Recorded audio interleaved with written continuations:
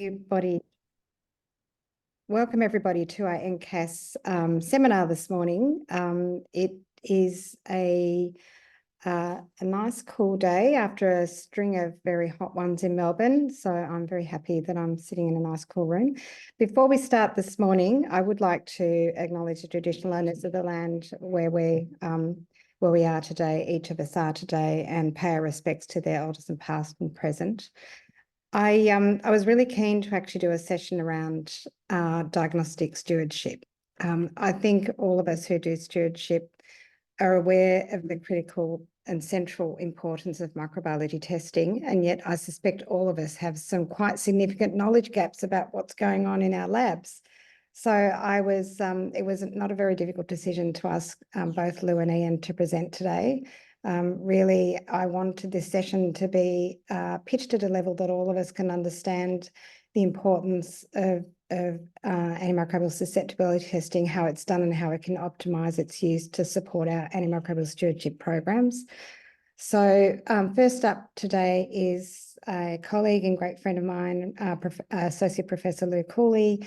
She's a Director of Microbiology and ID in Royal Hobart, but she's also the ASA President. And so kicking off with you, Lou, and then we'll hopefully have some time for questions and then go to Iain after that. Lovely. Okay, thanks, Kaz. Iain and I are, as Kaz mentioned, a two-man show, or one woman, one-man show today. And I'm just going to cover over many of the practical aspects of antimicrobial susceptibility testing, because I suspect that many of you may not have crossed the threshold of the lab. I guess the first thing to mention is that this is not the usual entry to the lab. It usually looks a little bit more like this. So a whole heap of signs and closed doors now due to NATA regulations. So I'm going to focus on firstly testing and reporting of antimicrobial susceptibilities from a lab point of view. And then if we get time, I'll just have a little bit of a chat about how we actually develop these MICs and clinical breakpoints that are mentioned all the time.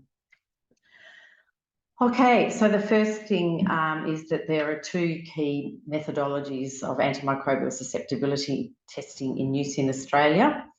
They have different definitions, some different breakpoints. They are getting closer together in many of their breakpoints in particular.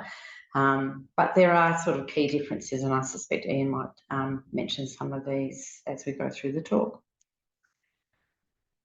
Secondly, in terms of definitions, I'm not going to go into these in great detail, but MICs and clinical MIC breakpoints are often used interchangeably, and I suspect without a lot of depth of understanding. So firstly, the MIC is the lowest concentration of an antimicrobial agent, which we measure in milligrams per litre or micrograms per mil, which under strictly controlled in vitro conditions completely prevents visible growth of the test strain of an organism. So the MIC is something that we can see. It's not related to the genes that the organism may or may not have. It's a phenotype.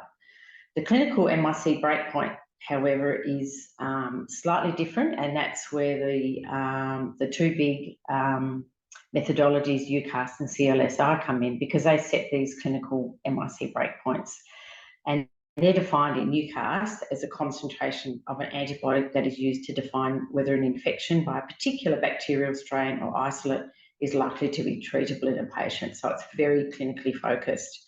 And the organism can be defined as susceptible or resistant, and they are standardised. And throughout the whole lab testing process, there are standardised methodologies, and that's based on the specific organism, the antibiotic dose, the test method used, and to in some circumstances, the site of infection, such as a meningitis or a urinary tract infection. SNR are part of a susceptibility spectrum, so Iain's going to cover that in much detail, so I won't go into it too much.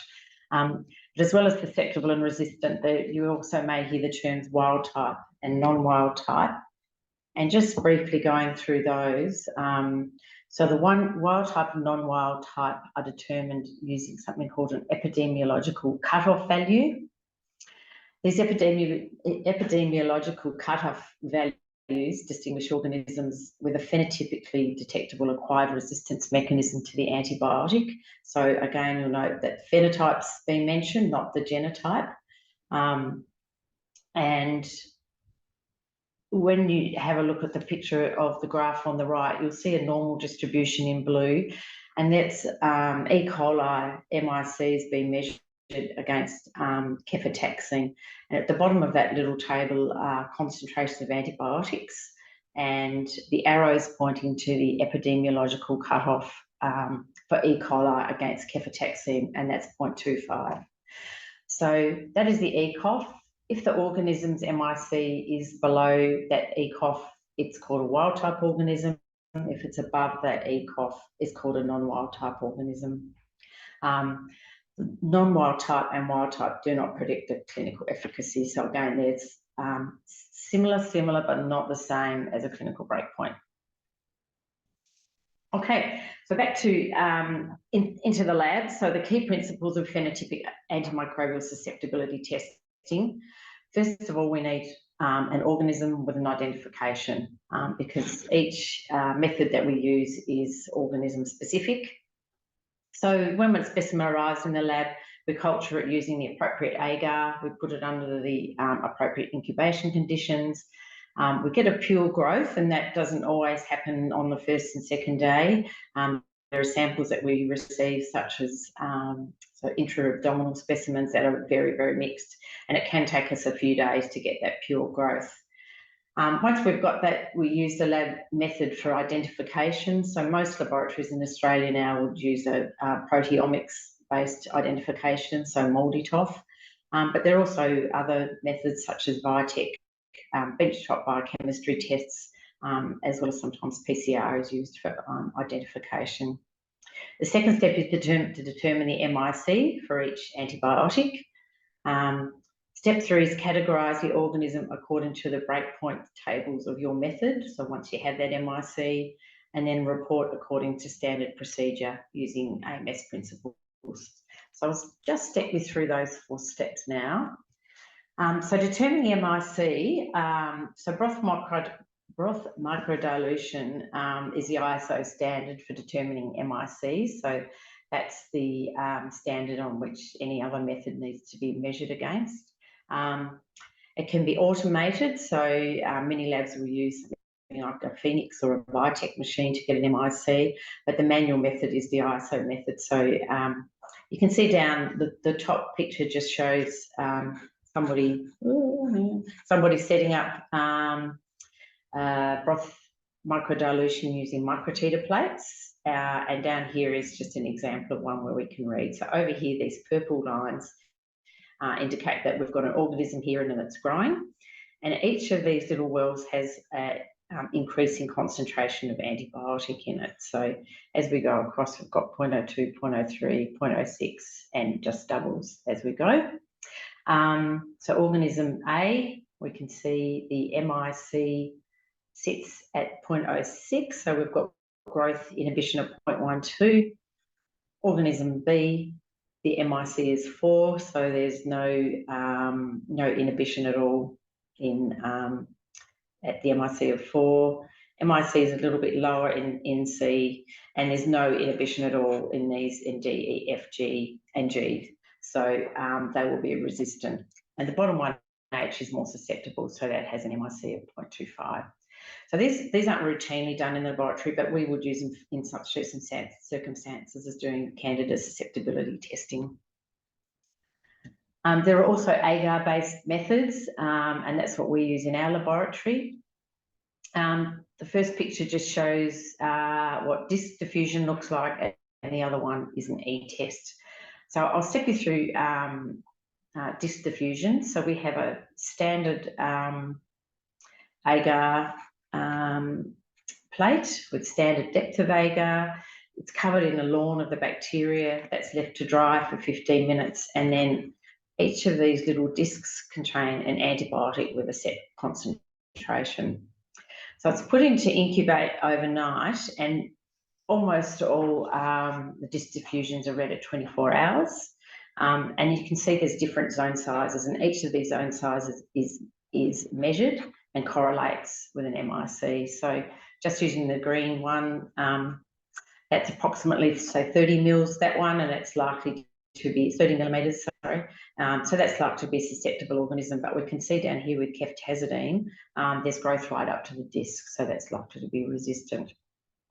An e-test is quite similar, but it's essentially a strip with a gradient of antibiotic on it. So if we read down the bottom of the strip here, the concentration of antibiotic is 0.16 milligrams per litre, and up here it's 256 milligrams per litre.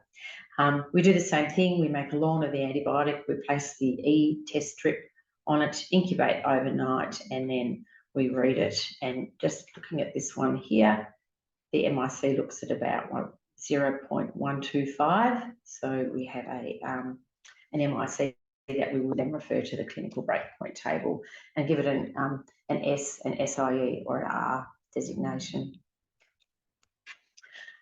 We do get very specific reading instructions from UCAST. So these are just a couple of examples. The top one is Staph aureus being tested against benzoyl penicillin.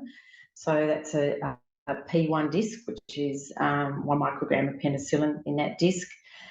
So both of them have got the same, you'll note they've got the same zone diameter, so over 26 millimetres, but in picture A, we can see quite a fuzzy zone edge, or what's called a beach. And in picture B, we can see a sharp zone edge, what's called a cliff. And this is actually used to determine susceptibility as well. So an organism with a zone greater than 26 and a fuzzy edge is penicillin sensitive, sorry, Staph aureus organism. But if it has that cliff edge, it's resistant. And although it seems very unscientific, it's actually, SNAP have had a look at this and found it's the most specific and sensitive way of detecting penicillin resistance in Staph aureus. We have a look below at Enterococcus with vancomycin. It's actually quite the opposite case. So if we see a sharp edge with a zone diameter of more than 12, that's susceptible. But these fuzzy edges, and B, C, and D are all fuzzy edges. These are actually, we report these as resistant because they may very well be vancomycin resistant organisms. And we go on generally to confirm that with a PCR. So over to reporting, once we've got the MIC and the clinical designation as S, FIE, or R, we come to our antibiotics. So this is a list of potential antibiotics that we could report in the lab. So there's about 50, and as pharmacists looking at reports, you know that we never report 50 antibiotics. So how do we make that decision about what to report? So we have a guideline for this. It's the Selective Reporting of Antimicrobials in Australia guideline. It was first written in 2019, and it's currently under review at the moment. And the aim of this guideline is to support appropriate and judicious use of antibiotics within a patient safety framework, to minimise overuse of broad-spectrum antibiotics and facilitate AMS by providing lab guidelines for antibiotic reporting, to provide a framework for reporting antibiotics in a setting of various combinations of resistance profiles, to encourage reporting of antibiotics appropriate for the body site, for age and for pregnancy status, and encourage standardised reporting across Australian labs. And the guideline also provides suggestive comments to add to reports when selecting antibiotics. So you might recognise this as laboratory stewardship. Okay, so the basic aims of laboratory stewardship are always to aim to report narrow spectrum agents, to report at least one oral and one IV agent, and at least one agent for patients with penicillin allergy, if that's known. And the third key aim with reporting is to report susceptibility results only when their isolates are likely to be significant. What we want to avoid reporting is broad-spectrum agents such as carbapenems and fluoroquinolones, and this is due to broad-spectrum and propensity to induce multi-drug resistance. Try to avoid reporting antibiotics with strong association with C. diff. To avoid reporting susceptibility results for isolates from indwelling catheter urine samples and results from poor quality specimens, such as a sputum that's really mainly made of saliva, from poor quality and contaminated urine samples, and from skin swab samples. And finally, we want to avoid reporting susceptibility results for colonising flora or contaminant organisms, such as, say, for example, blood cultures with Staph epidermidis in them. So this is really what we call cascade reporting, and this is what it looks like on a table. So it's a little bit messy, but I'll take you through it just slowly. So this is a table for Enterobacteriales reporting from a blood culture or a sterile site. So many of these are actually quite site-specific. And we start with an organism, say an E. coli, that's sensitive to everything. We can say it's sensitive to amoxil. So the recommended antibiotics for reporting are amoxil, cefazolin if you're a CLSI lab. So we try to cover both of the main lab testing methods in this document. Gentamicin, and there may be some laboratories that choose not to do this, particularly in the over 80s. Cotrimoxazole as an oral agent, and ciprofloxacin is optional again, depending on the laboratory. As we move down the table, we see that the cascade of antibiotics that we report expand. If we move down to the next red square, we can see we've got a ceftriaxone resistant organism or an ESBL producing or AMP-C producing organism, and that will be resistant to amoxil, cefazolin, ceftriaxone, potentially resistant to gent, so we'll report that whether it's sensitive or resistant. Again, cotrimoxazole will report whether it's sensitive or resistant, and we're likely to report ciprofloxacin in these organisms. Meropenem is reported for ESBLs, and ertapenem is reported in some laboratories. So it's our laboratory practice to report ertapenem, but depending on pharmacy availability and cost factors, some labs will infrequently report ertapenem. And as we go down, we get down to the bottom where we've got a meropenem-resistant isolate, and that's where we start moving right to the right of the chart, where we have optional reporting of antibiotics such as tigecycline, fosfomycin, and ceftazidime-avibactam. The table looks a little bit different for urine. So as you can see, we've got Keflex included there now, trimethoprim and nitrofurantoin. But the principle remains the same, with an expanded number of antibiotics being released as the organism becomes more resistant. And the suggested comments, these are just a couple of examples of suggested comments from urine samples. So if we have a request form for a patient over 75 where no specific urinary symptoms are mentioned in the clinical notes, consider adding a comment regarding management of asymptomatic bacteriuria. So we follow this in the laboratory and don't release any susceptibilities, particularly if it's a contaminated urine. And we have a specific comment for IDC catheters in adult patients. So I might just move on now and just talk a little bit about how clinical breakpoint is determined. I'll just run through this fairly quickly so I don't take any of Ian's time.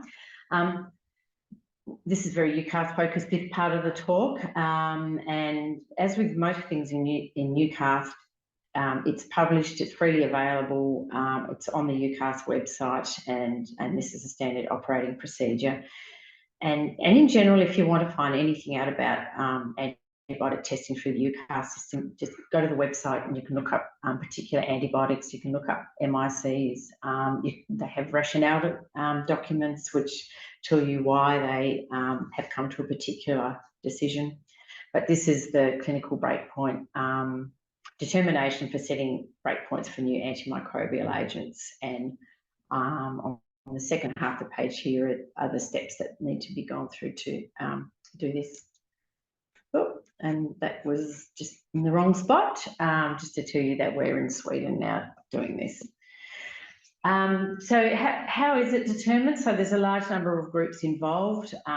So the UCAS Steering Committee, the National Breakpoint Committee, and Australia has its own committee now as well. The UCAS General Committee, the European Medicines Association, National Medicine Agencies and ECDC reps, as well as individual pharmaceutical companies who may be putting up a new antibiotic for consideration. And the data that is key to making this decision, I'll go through now, but it's proposed indications, proposed dosing regimens, the target organism, the MIC distribution, PK and PD data, modelling data such as Monte Carlo simulations, and very importantly, clinical trial data which actually show how this antibiotic works in the clinical setting. So this is a new antibiotic called supapenem. You might work out what it is, but its indications are for severe intra-abdominal infections and meningitis. The drug companies provided 3 dosing regimens, 1 gram 3 times daily over 30 minutes, 2 grams 3 times daily over 3 hours, and a meningitis dose. The target organisms, Enterobacteriales, ESBL producing Enterobacteriales, Pseudomonas. And importantly, the company also needs to notify UCAS about where it's not active, so not active against Stenotrophomonas multifilia and Enterococcus species.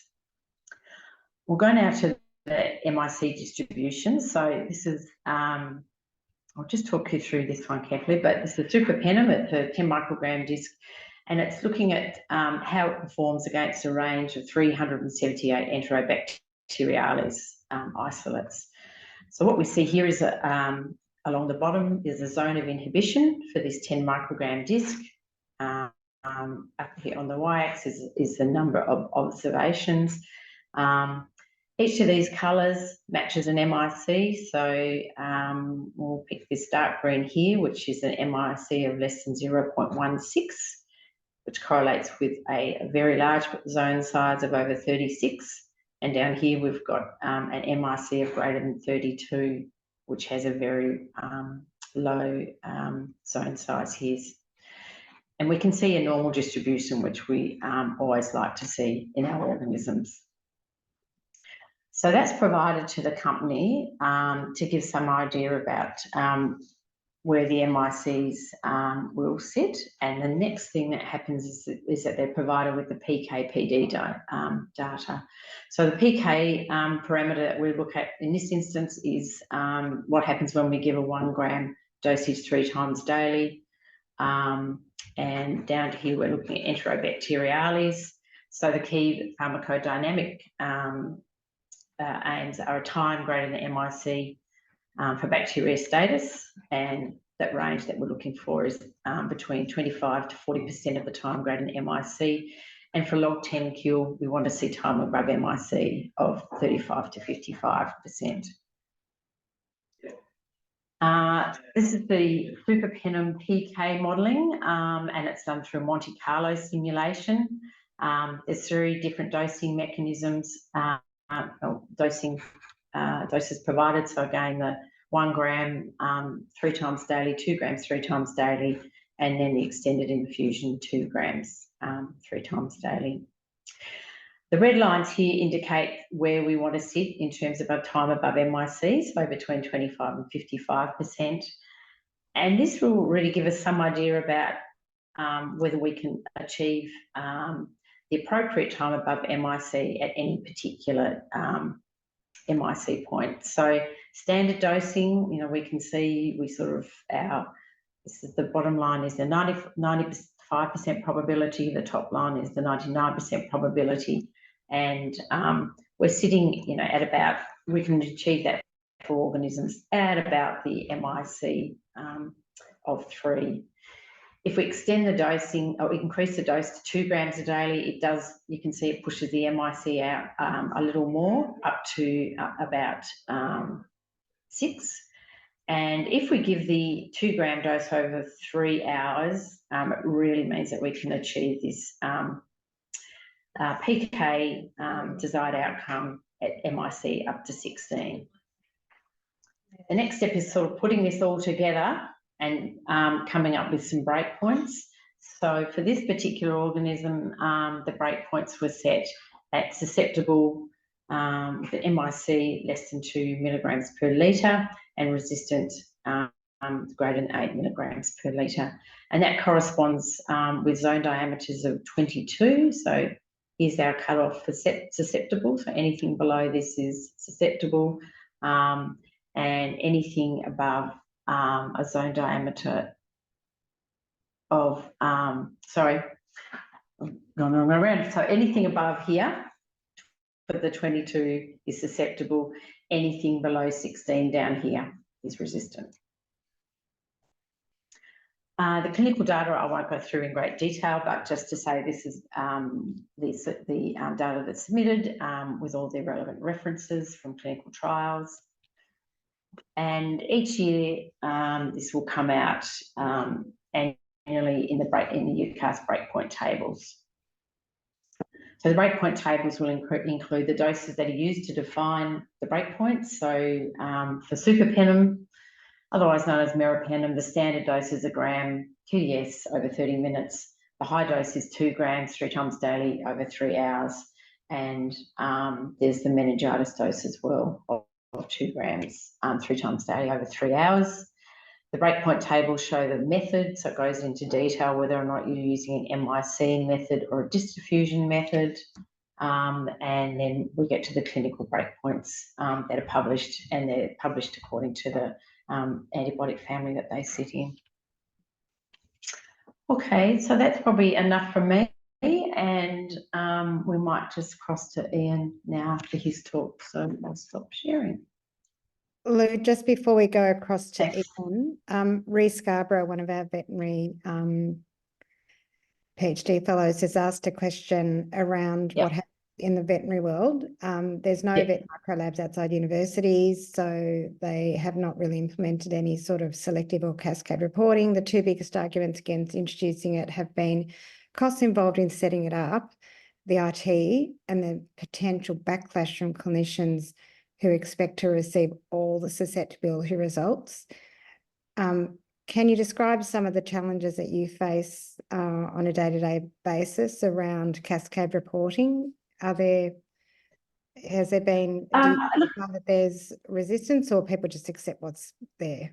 Look, I think it's been in place, I guess, in the human testing world for so long that people have come to, expect only a limited amount of antibiotics. I've done ICU rounds where they talk about the secret antibiotics that you won't tell them about, that they're interested in. But I think some of the challenges are, reporting for your, your end user. So I know that the private laboratories report slightly differently to us. So they will often give a bigger range of antibiotics, whereas I guess we've got the luxury in the hospital of only releasing a limited number and often not releasing any antibiotic at all, and they can contact the clinical microbiologist.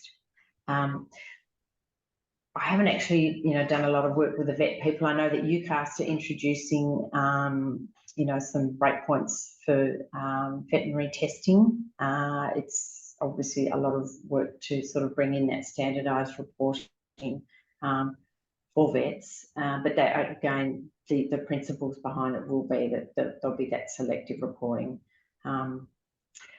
The other issue I think that some people have noticed when they've brought in the digital electronic medical record is trying to sort of set up your laboratory so that you can do cascade reporting, because I think that's been an issue with a couple of places. But no, look, we don't get, so in summary, we don't get a lot of pushback against it. We do get occasional calls, but most of them are things like, you've got a moxil sensitive E. coli, can I use augment? And so they're actually quite useful sort of points for going through and discussing antibiotics. Thanks. Thanks, Lou. I've got a couple of provocative questions that we'll keep to the end, but we'll move across to Dr. Iain Abbott, again, a great colleague and friend of mine. So great to have you on, Iain. You did your PhD in PKPD and working across Monash and the Alfred, and is the ASA Vice-President. So over to you.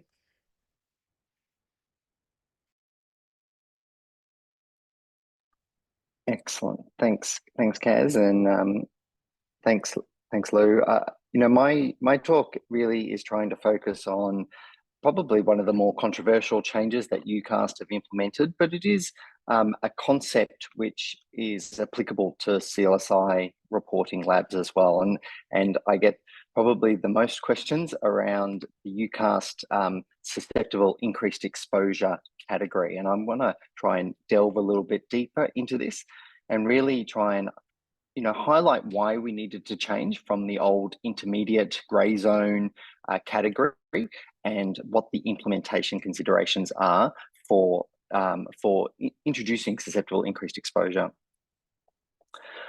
So I'm just going to very briefly present a microbiological case, and this is a patient who I looked after at the Alfred, and it was a patient who had allergic reaction to trimethoprim, was managed by our burns unit in the ICU, and had quite a lot of Pseudomonas colonization of the burns wounds.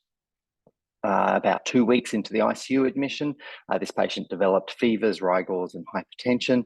Blood cultures were collected and lines were changed. And 18 hours later, our blood culture system flags positive with gram-negative rods seen on microscopy. And probably not unexpected in this setting is that culture identification was Pseudomonas aeruginosa. We performed a rapid antimicrobial susceptibility test, which was able to be read at 8 hours, and you can see an image of that below. A Vitek AST was set up, and that was run overnight, and then this was the final report. Now, really, the question is does this final report help the ICU doctors choose their antimicrobials? And this patient was empirically on therapy, so this is now talking about directed antimicrobial therapy. Does it help them choose the correct agent, and does it help them choose the correct dose? I'll go into a little bit more detail as we go on. The other thing I would say is that, the reason why we're talking about antimicrobial susceptibility testing is that these results are probably the most important things that the microbiology puts onto a report. And that's because these routinely guide critical treatment decisions. So this is the most important thing that, that the lab can do to help clinical outcomes. Now, there are lots of UCAST resources. I don't want you to feel that this is a UCAST bias talk, but there is a lot of resources on the UCAST website, which Lou also mentioned are freely available. So just type in UCAST into Google, you'll get to here, and then we'll talk about the definitions of S, I, and R. And they've got lots of fantastic things, videos, explanatory videos, how to help colleagues, educate colleagues, and if you're learning Spanish, Czech, and Serbian, you can also get it in those languages as well. So let's talk about definitions, and I think this is important to compare CLSI and UCAST so that we're all talking the same language.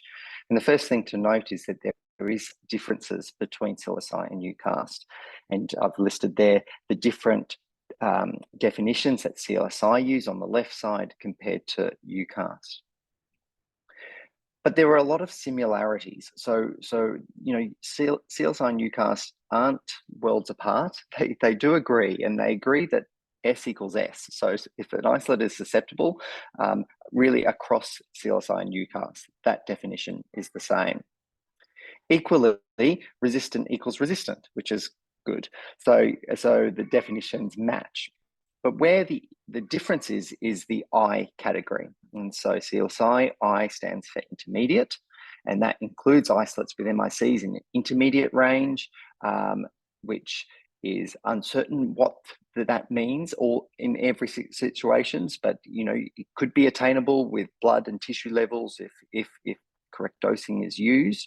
It also includes a buffer zone, which is an uncontrollable technical factor within the laboratory. Whereas I for UCAST stands for susceptible increased exposure. And that's when there is a high likelihood of therapeutic success. So this is, again, a clinical breakpoint, not just a lab MIC breakpoint, an MIC measurement. And that's only susceptible if the exposure to the agent is increased. So what are the problems with the old UCAST intermediate, or the old I? And it's really that there were three definitions rolled into one. So it's whether there was an uncertain therapeutic event, so that's like a pharmacodynamic factor, or was it various pharmacokinetic factors? So could the antibiotic be physiologically concentrated? So for example, urinary, if you're treating urosepsis or infection arising from the urinary tract, some antimicrobials, especially beta-lactams, concentrate in the urine. Or can you safely use a higher antimicrobial dose? And also there was this area which it was a buffer zone to prevent small and uncontrollable technical factors. And that's really a methodological approach, which is in a sense unfair to pass that lab issue onto the clinician. The other thing is there was no way for the lab to inform users which of these meanings we were applying when we put an I on a report. So it could be multiple different reasons and no way of telling the end user what the reason was. And, John Turnage has spoken about this in terms of that different people have different human perspectives on eyes. And often we think about what the clinician's perspective is, and you could think of that they might ignore it, that it's halfway to being R, that you're going to look for an S instead of an R, an I, you don't know what it means, and you'll just ignore it and choose something else. And then from a lab perspective, there's a number of other options. Would you ignore it, or would you just hide the result? Would you change the result? Would you use a different abbreviation? And does this represent just a difficult bug-drug combination? So different perspectives, and this is a very human approach to ambiguity. So what are the UCAST definitions? So we talk about susceptible standard dosing regimen, susceptible increased exposure, resistant, when there's a high likelihood of therapeutic failure. And there is, you may see which is essentially an S in brackets, which is basically the wild type organism. So indicating that there is no acquired resistance. But we can't say it's susceptible because all breakpoints are listed for using these agents as monotherapy. And what we know is that with some agents like aminoglycosides, they need to be used with other active agents or adequate source control. So alone, there isn't the clinical likelihood of success.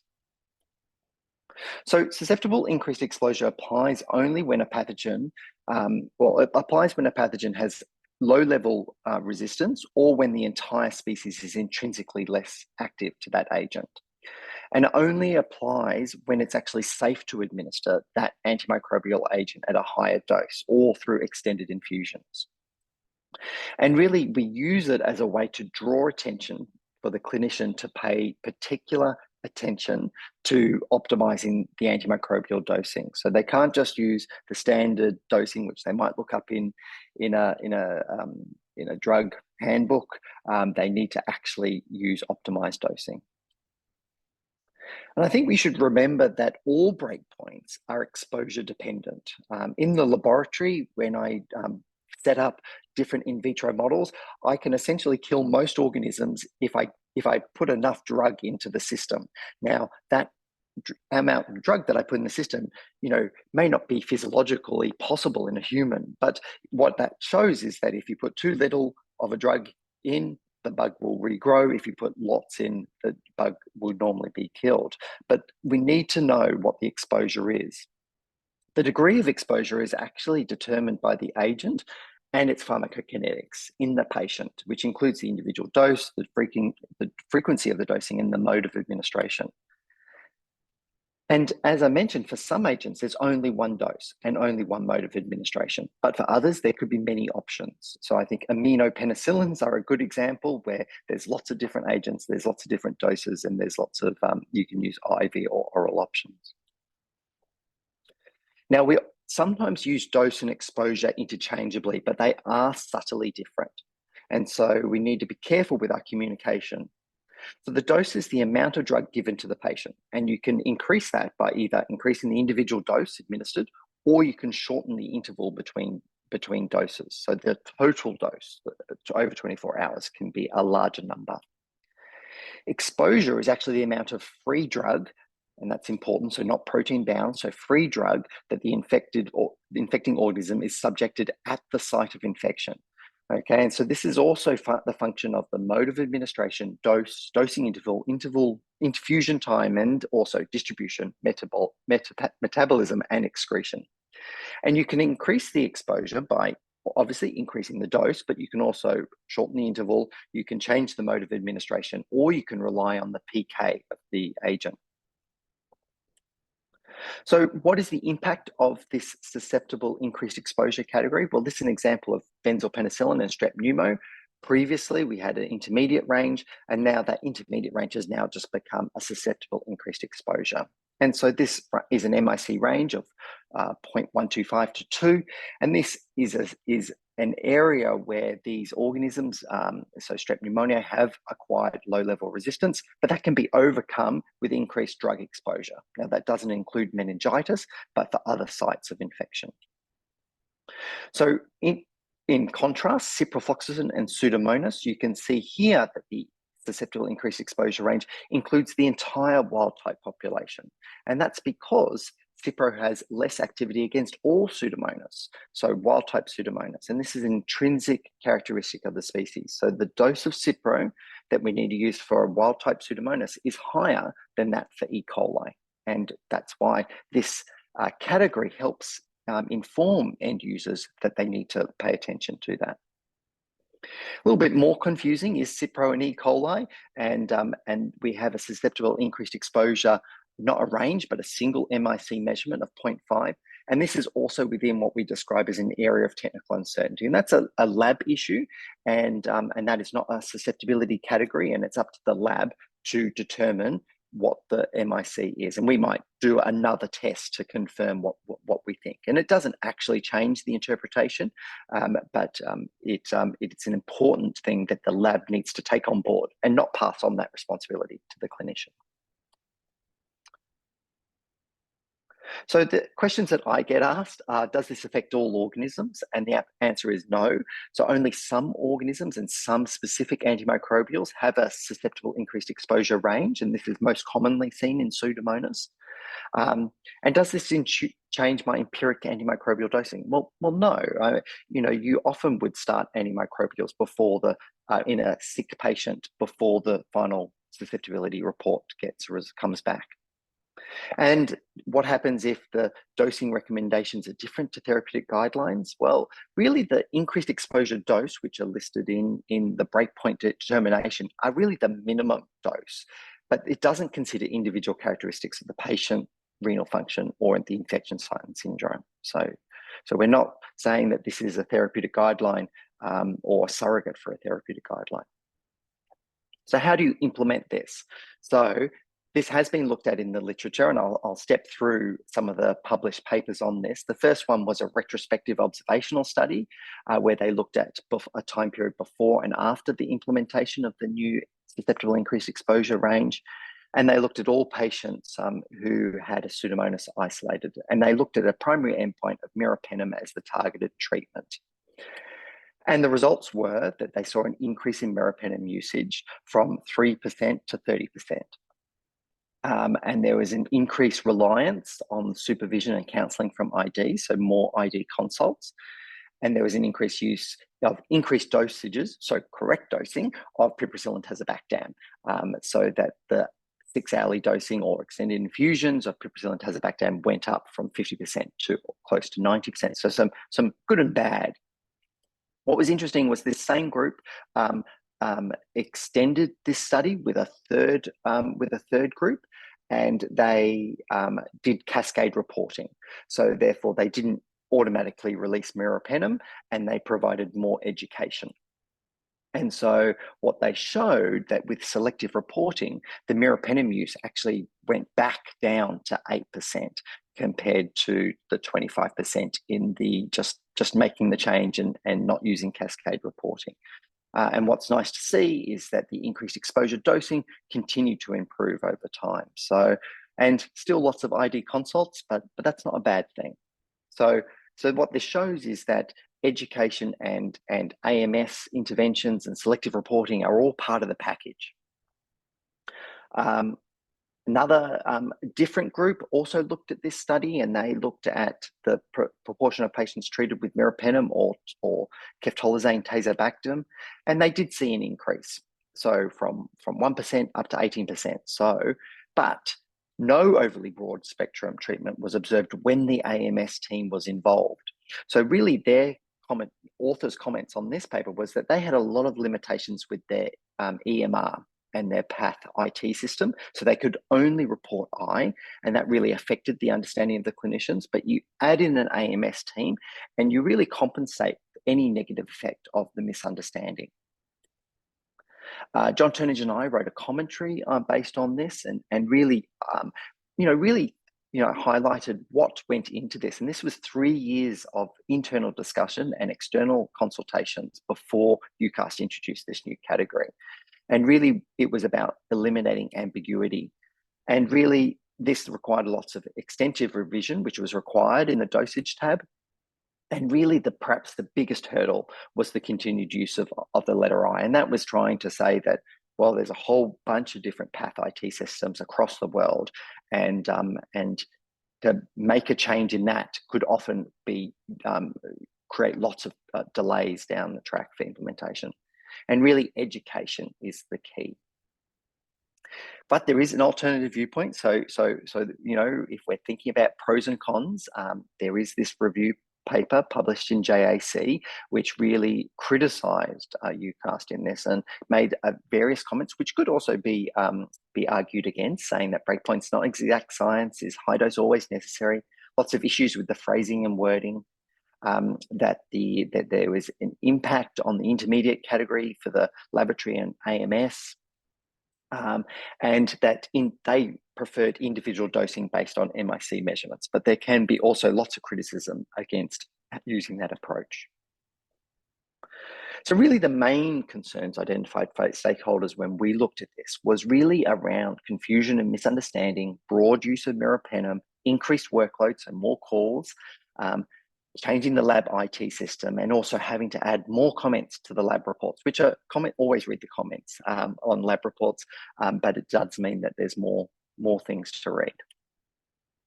So this is a local example of an implementation strategy, and really it was all about the key stakeholders, so the microscientist, AMS, ID and pharmacy, and then the high use specialty units, and then really focusing it on the junior doctors, so that's interns and HMOs, and the ID registrar. So they're the first line for ID consult calls. And because it's often the junior doctors who are actually doing the prescribing on the EMR.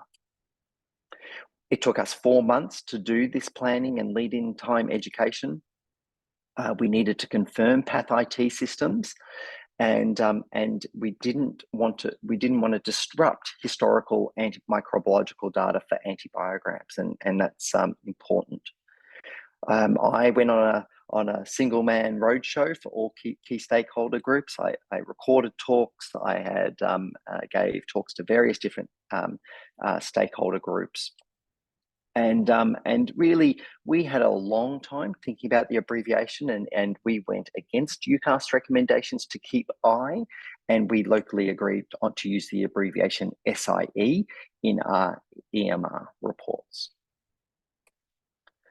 And so the other laboratory tools are to really provide definitions on the final report. So if you could use the entire words, so susceptible standard, dosing regimen, susceptible increased exposure, resistant, it actually gives the end user a lot more information, because there's so much science and effort goes into putting those S, I, and R's in a report. We should actually impart that to the end user.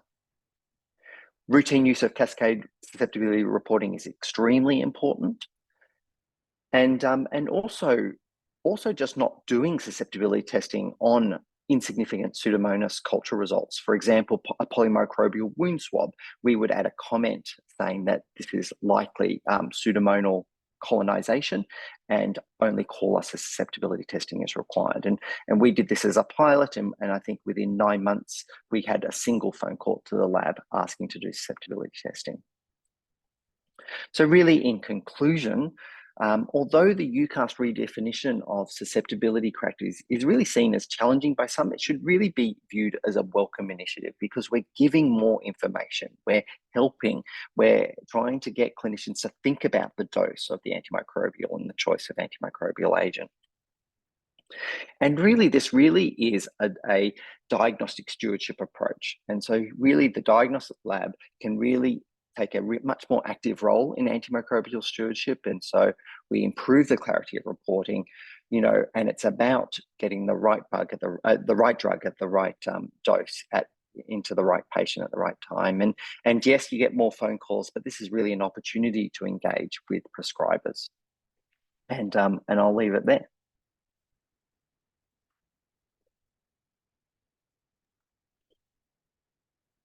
Thanks. Thanks, Iain. It was a question for both of you, really. How would the average clinician know what does the lab system normally say whether they're using UCAST or CSLI? Do you also use both systems? And it's clear from your presentations today that there's a lot going into UCAST. As you say, it really has got a number of factors which are reassuring for stewards around providing that, I guess, direction, particularly around dosing, for example. So how would the average steward, when they're looking at micro results, know what the lab's doing? Yeah, I might jump in there. I guess what we wanted to do on our reports is we actually make a comment saying that we're applying UCAST breakpoints and this version of the table, so that people are aware, because breakpoints do subtly change over the years, and so you need to know what breakpoint your lab is applying. In general, a lab should use the one system, but it's not unusual that some labs might pick and choose. It just needs to be carefully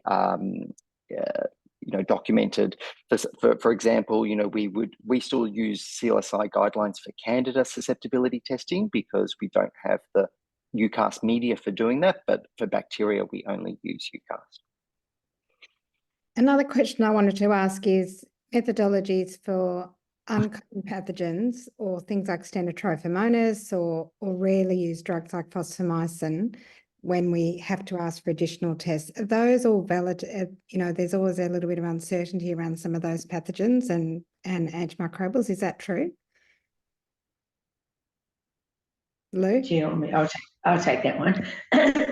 Yeah, so I guess using fosfomycin as an example, there are standardised breakpoints for E. coli and Enterococcus faecalis, and that's it, I think, Iain, unless you can correct me if I'm wrong. So essentially, if you're wanting to use fosfomycin outside of those settings, probably the best result that we could give you is to say that it's wild type or non-wild type. As I said earlier, that doesn't tell you that it's going to be clinically efficacious. So Staphylococcus, we have a lot of requests to do additional testing in the paediatric CF group. As you may be aware, the only antibiotic that is on the UCAST breakpoint table is cotrimoxazole.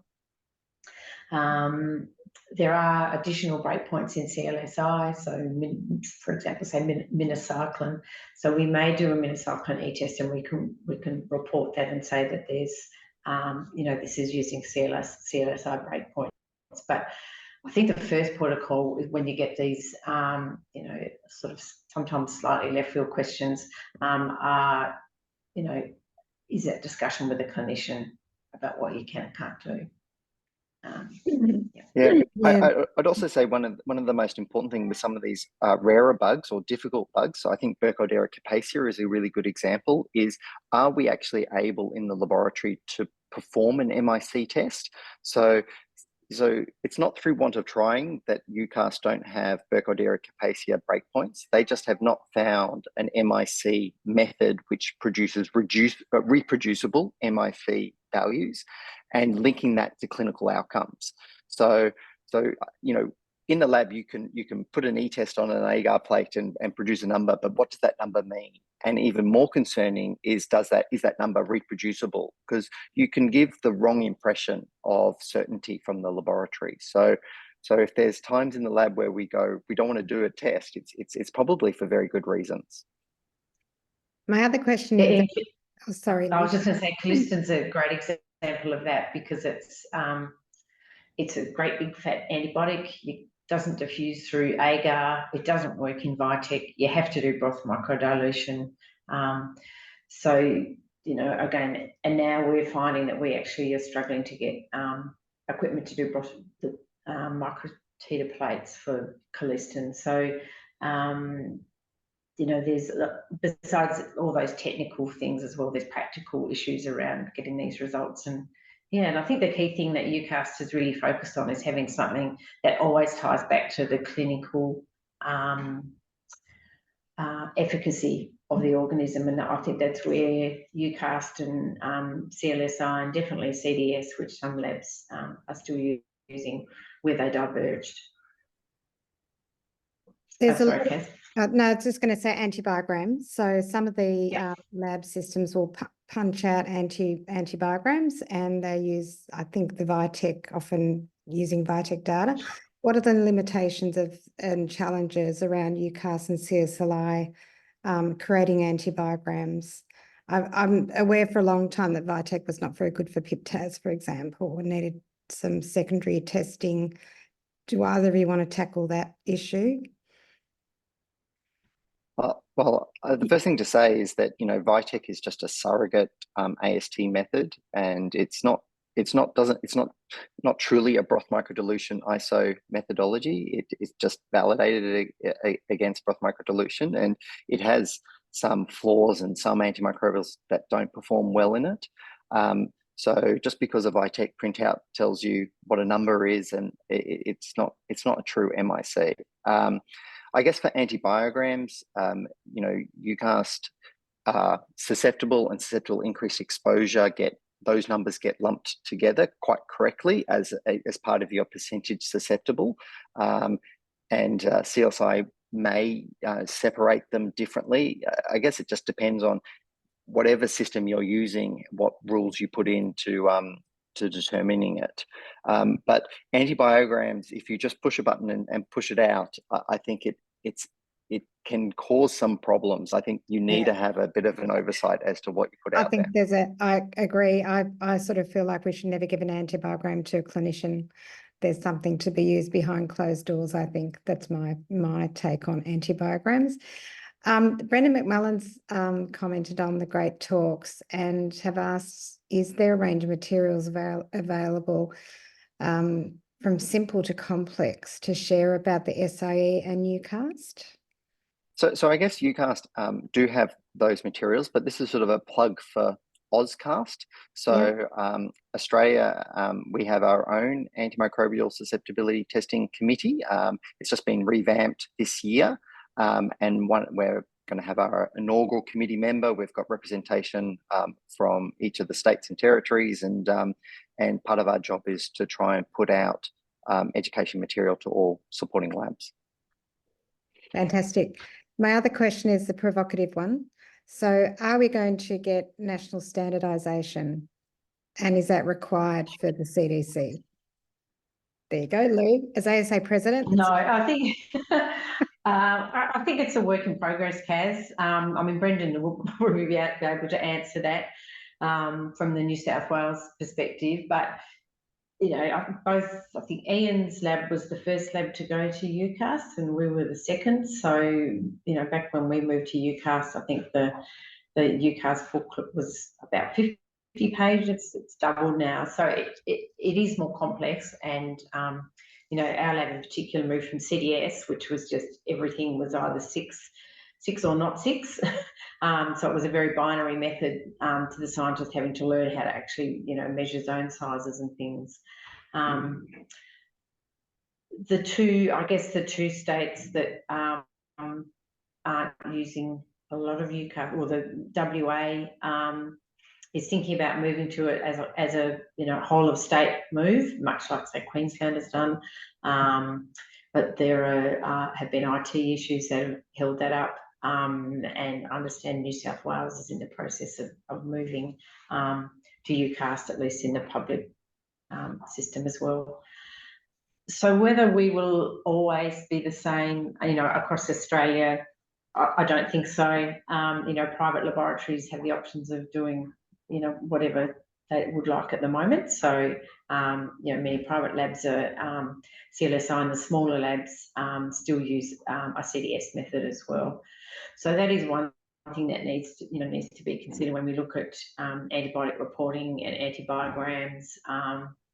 It does compromise some of the national data. So the APAS data is a mix of antimicrobial testing methods that are all put into one big soup. So they're not always directly comparable. But I think we've come a long way where we would be over 50% UCAS now, but a way to go still. Wonderful. Any last comments, Iain, before we close off this morning? No, but just talk to your lab, I think, is the main thing. So if you don't know what your lab uses, just pick up the phone and ask them. Thank you. Well, thank you, Lou and Iain. It's been a fabulous session. I've actually learned a lot. We, as you know, everyone online, we do record. We have recorded these sessions. I'll be going onto the NCAS website. We'll promote them through LinkedIn and X and other social media platforms. Thank you so much for your sessions this morning, and we'll sign off. Hope everyone has a great day. Thanks, bye. Thanks, everyone. Bye. Thanks, Kaz. And just a reminder that next month's topic's primary care. So we'll have some research presented across like general practice, dentistry, and elements with community pharmacy as well. So we'll see you all then. Thanks, everyone. Bye.